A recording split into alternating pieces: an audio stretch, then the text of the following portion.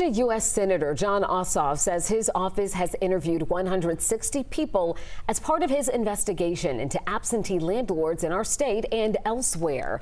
Now he says new laws may be needed to restrict what he describes as mistreatment of tenants by those landlords.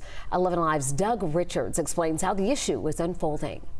I had never experienced a gas leak before. Shayna Brooks Wilhite of Stockbridge says she called her absentee landlord when her carbon monoxide alarm went off in December. Instead of urgent help, I was routed to an overseas call center, where the representative politely scheduled me for the next available appointment, 3 weeks out. Wilhite was among 3 people gathered by Senator Jon Ossoff, who says 30% of single-family rental homes in Georgia are owned by out-of-state property owners.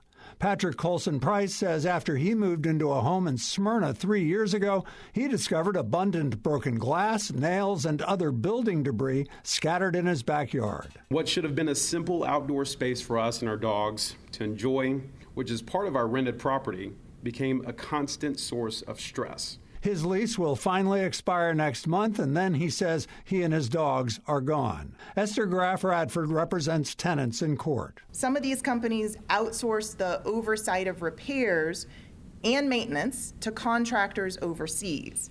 So the person responsible for making sure that the hot water heater was safely repaired may have never set foot in the U.S., much less in that rental house. Senator Ossoff says his office has interviewed these and others impacted by absentee landlords, with an eye on likely legislation that he says remains a work in progress.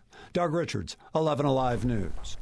Attorney Shayna Brooks Wilhite says absentee landlords often disregard requests for repair and continue to do so even after the complaining tenant has moved out and a new tenant has moved in.